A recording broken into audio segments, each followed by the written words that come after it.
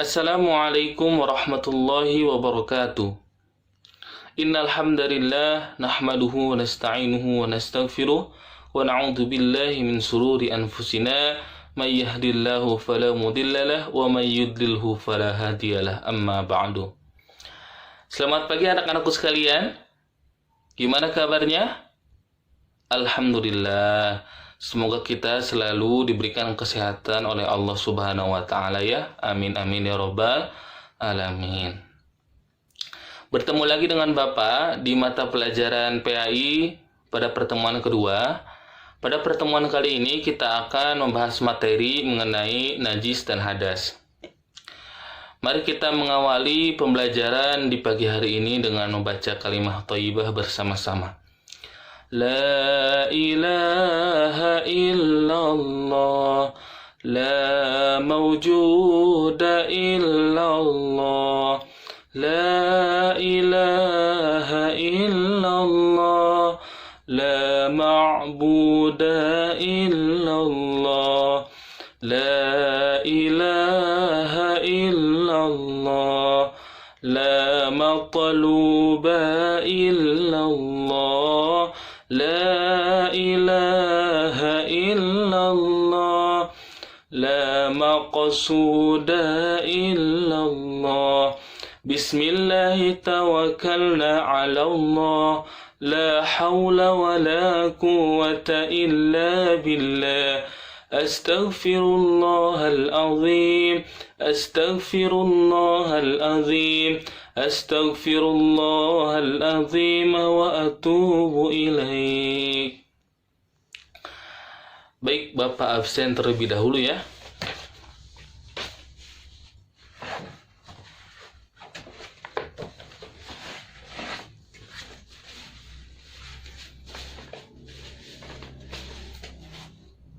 Amir Lesmana, Adi Febrianto, Amaliatul Fitroh, Cynthia Rahmawati, Fikri Maulid Akbar, Febri Setiano, Raihan Dafa Mahesa, Robi Rizki. Alhamdulillah ya, semua siswa-siswi di kelas ini hadir semua. Anak-anak yang Bapak banggakan, tujuan dan manfaat kita mempelajari materi najis dan hadas yaitu pertama, supaya kita tahu apa itu najis dan hadas. Yang kedua, supaya kita tahu macam-macam najis dan hadas. Yang ketiga, supaya kita tahu dan faham bagaimana cara kita bersuci dari najis dan hadas. Beranjak ke materi pada pertemuan kali ini yaitu mengenai najis dan hadas. Apa itu najis? Najis adalah semua benda yang dihukumi kotor menurut syariat dan bisa menghalangi kita untuk beribadah kepada Allah Subhanahu wa taala. Adapun najis terbagi menjadi 3 bagian. Yang pertama, najis mukhaffafah. Najis mukhaffafah merupakan najis jenis ringan. Yang termasuk najis jenis ini yaitu air kencing bayi laki-laki yang belum berumur 2 tahun dan belum makan minum apapun kecuali air ASI ibunya. Cara bersuci dari najis mukhaffafah yaitu dengan cara memercikkan air pada bagian tubuh yang terkena najis. Najis jenis kedua yaitu najis mutawasitoh. Najis mutawasitoh merupakan najis golongan sedang. Yang termasuk najis mutawasitoh yaitu darah, nanah, minuman keras, air kencing kalian, kemudian bangkai hewan kecuali bangkai ikan dan bangkai belalang. Adapun cara bersuci dari najis mutawasitoh yaitu dengan cara membasuh bagian tubuh yang terkena najis hingga hilang warnanya, hilang baunya, dan hilang rasanya. Adapun najis jenis ketiga ya, yaitu najis mughaladhah. Najis mughaladhah merupakan najis jenis berat ya. Yang tergolong najis mughaladhah yaitu apapun yang berkaitan dengan anjing dan babi, baik bulunya, air liurnya, ataupun gigitannya. Makanya ya, ketika kalian main, kalau misalkan digigit anjing nih, kemudian dikejar-kejar anjing, kemudian kena air liurnya, nah itu wajib bersuci ya. Bagaimana cara bersuci dari najis mughaladhah? Yaitu dengan cara membasuh bagian tubuh yang terkena najis dengan air 7 kali, salah satunya dengan tanah ya. Jadi kalau misalkan ketika kalian kena air liur anjing, maka basuh dengan air 7 kali, salah satunya dengan tanah. Paham ya? Selanjutnya yaitu hadas. Apa itu hadas? Hadas merupakan suatu keadaan tidak suci seorang muslim yang menyebabkan ia tidak boleh melaksanakan sholat, tawaf, dan ibadah lainnya. Adapun hadas terbagi menjadi 2 bagian, yaitu hadas kecil dan hadas besar. Hadas kecil yaitu hadas yang mewajibkan kita ketika mau beribadah itu harus wudhu ya. Contoh misalkan kalian mau sholat tapi udah kencing, maka kita wajib berwudhu dulu ya ketika mau sholat. Apa saja rukun wudhu? Rukun wudhu itu ada 6 ya, menurut Safinatun Najah. Apa aja Pak rukun rukun wudhu? Yang pertama, niat. Nawaitul wudu'a dzafil hadasil asghari fardhu lillahi ta'ala. Yang kedua, yaitu membasuh muka. Nah, membasuh muka, batasan membasuh muka itu seluruh batas yang ada pada muka kita ya. Kalau bagian atas sampai bagian rambut ini. Nah, kalau misal bagian bawah sampai dagu ya, sampai sini bawah dagu. Kemudian samping kiri, kalau bahasa Sunda itu cecepil ya. Ini harus kena air semua. Ketika membasuh muka itu harus kena semua ya, dari atas samping bawah ya. Kemudian rukun wudhu yang ketiga yaitu membasuh tangan, kedua tangan sampai sikut.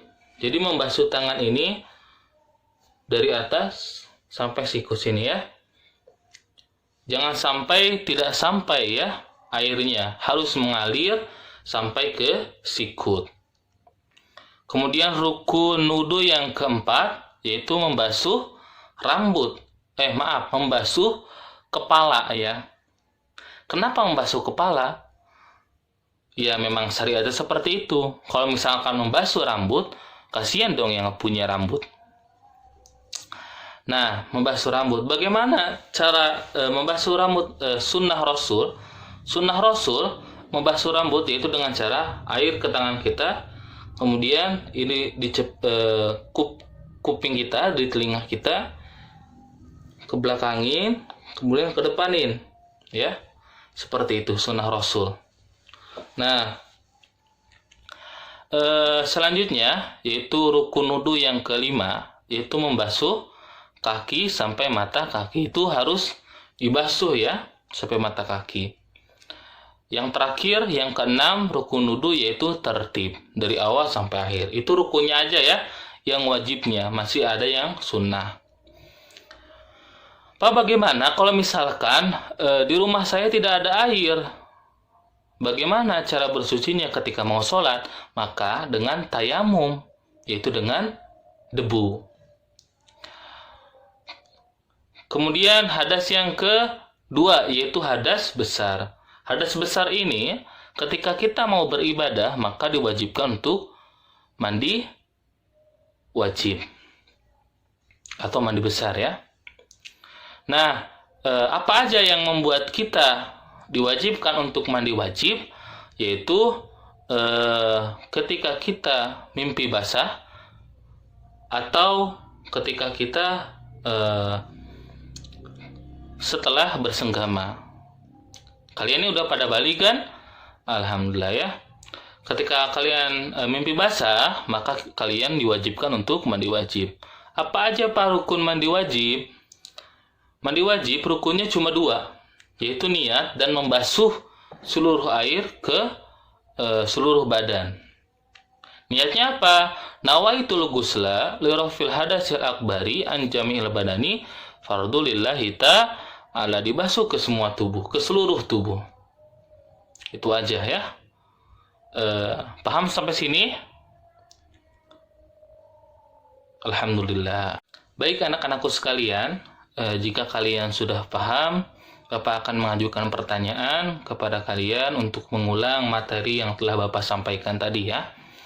Bagi nama yang disebutkan, silakan dijawab. Coba Bapak akan tanya kepada Amir. Mir, ada berapa jenis najis? Sebutkan sok. Ada 3. Apa aja? Najis mukhaffafah. Kedua najis mutawasito. Yang ketiga najis mughalladhah. Bagus.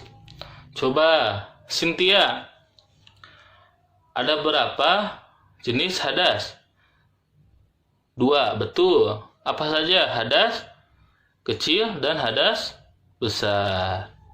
Coba selanjutnya Amelia, bagaimana cara bersuci dari najis mughalladhah? Ya, sok dijawab. Betul, membasuh dengan air 7 kali. Salah satunya dengan pasir atau tanah. Selanjutnya, coba Febri, bagaimana cara bersuci dari najis mukhaffafah? Ya, dijawab. Betul, yaitu dengan cara memercikan air pada bagian tubuh yang terkena najis. Bagus, alhamdulillah ya. Semua sudah paham, pintar-pintar semua ya kelas ini ya.